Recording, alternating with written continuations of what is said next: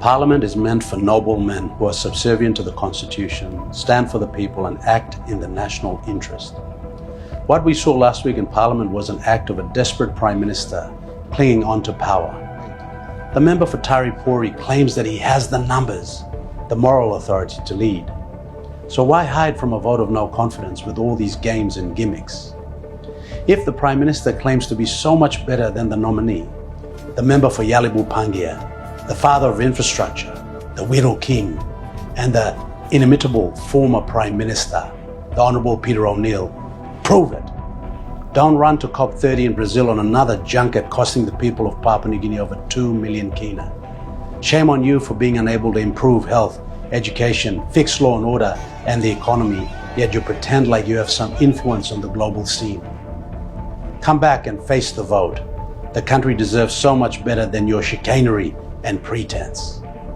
In filing the application to the Supreme Court under Section 18 of the Constitution, SCA 13 of 2025, we will once again demonstrate the egregious constitutional breaches by the Speaker and his private business committee, and have Parliament recalled forthwith. The country is going to the dogs. The starting point is the inequity in the national budget and the chronic structural issues that continue to impede budget performance.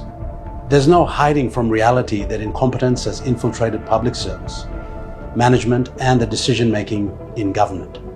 The 2025 MAIFO warns of a 1.2 billion kina tax revenue shortfall, compounded by between 1.5 to 2.4 billion kina drop in PNG LNG. And this is related to revenues due to legacy depreciation clauses in the 2008 fiscal agreement. How is this Prime Minister going to reconcile this inequity when he was incapable of giving the autonomous region of Bougainville a clear answer on their referendum results? Despite projected revenue growth, expenditure continues to rise, with 3.5 billion kina allocated to debt servicing alone. And this consumes 12.4% of the 2025 budget. This mismatch between revenue and expenditure undermines the credibility of the fiscal consolidation narrative by this Marape government. Under the poor leadership of the Prime Minister, we are at risk of grey listing by the Financial Action Task Force, which will deter foreign investment. We have ongoing forex shortages despite BPNG's interventions.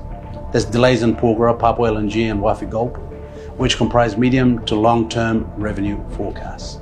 The Marape playbook for the economy is shallow and constitutes excessive spending and irresponsible borrowing. The rules are simple: spend, spend, spend, borrow, borrow, borrow. The Prime Minister's focus on retaining power has led to unsustainable debt.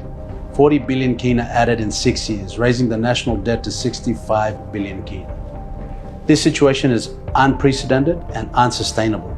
This madness cannot continue.